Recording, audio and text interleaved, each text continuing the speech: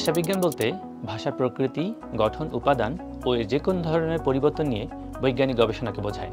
যারা এই বিষয়ে গবেষণা করেন তাদেরকে ভাষাবিজ্ঞানী বলা হয়। ভাষাসমূহের বৈজ্ঞানিক বিবরণ ছাড়াও এগুলোর উৎপত্তি কিভাবে হয় ও শিশুরা কিভাবে ভাষা অর্জন করে এবং প্রাপ্তবয়স্ক ব্যক্তিরা কিভাবে মাতৃভাষা ব্যতীত অন্য নতুন ভাষা শেখে সেগুলিও ভাষাবিজ্ঞানের আলোচ্য বিষয়।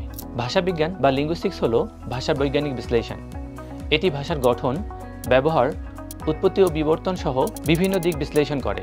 ভাষাবিজ্ঞানের তাত্ত্বিক দিক ও ব্যবহারিক দিক দুই বিদ্যমান। তাত্ত্বিক ভাষাবিজ্ঞানের ভাষার ফনোলজি বা ধ্বনিতত্ত্ব, মরফোলজি বা শব্দতত্ত্ব, সিনট্যাক্স বা বাক্যতত্ত্ব এবং সেমান্টিক্স অ্যান্ড প্র্যাগমেটিক্স বা অর্থতত্ত্ব ও প্রয়োগতত্ত্ব নিয়ে আলোচনা করা হয়।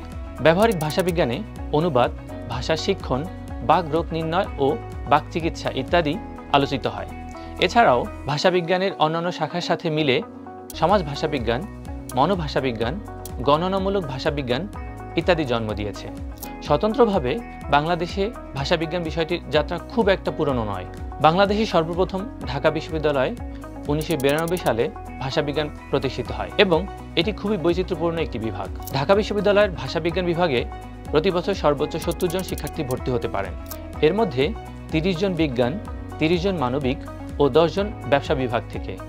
এই বিভাগে ভর্তির ক্ষেত্রে ভর্তি পরীক্ষায় সুনির্দিষ্ট কোনো শর্ত পূরণ করতে হয় না। অভিধান তৈরি কিংবা বিভিন্ন ভাষা গবেষণা কেন্দ্রগুলিতে ভাষাবিজ্ঞানের শিক্ষার্থীদের বিকল্প নেই। সেই সাথে রয়েছে উচ্চশিক্ষা ও গবেষণার সুযোগ।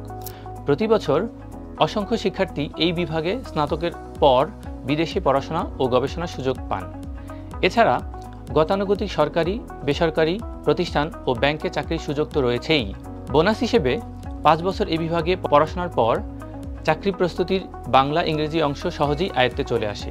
ফলে চাকরির দৌড়ে এই বিভাগের শিক্ষার্থীরা এগিয়ে থাকেন। কোর্স কারিকুলামের মধ্যেই 2টি ফিল্ড ওয়ার্ক থাকে। ফলে গবেষণার হাতেখড়ি এখান থেকেই শুরু হয়। তার বাইরে অনেক বিষয় প্র্যাকটিক্যালি জানার সুযোগ তৈরি হয়। আগে বেশ পেছনের দিক থেকেও ভাষাবিজ্ঞান বিষয়টি পড়ার সুযোগ ছিল, তবে বর্তমানে অনেকেই বিষয়টি সম্পর্কে পড়তে আগ্রহী। এই সাবজেক্টটি পড়ার জন্য মেধা তালিকায় মানবিক থেকে প্রায় 1500-এর মধ্যে, বিজ্ঞান বিভাগ থেকে 1000 সিরিয়ালের মধ্যে এবং ব্যবসা বিভাগ থেকে 200 সিরিয়ালের মধ্যে থাকা সেফ বলা যায়। ভাষার খুঁটিনাটি নিয়ে যদি তুমি আগ্রহী হও তাহলে ভাষাবিজ্ঞান বিভাগটিই হতে পারে তোমার জন্য পারফেক্ট ডিপার্টমেন্ট।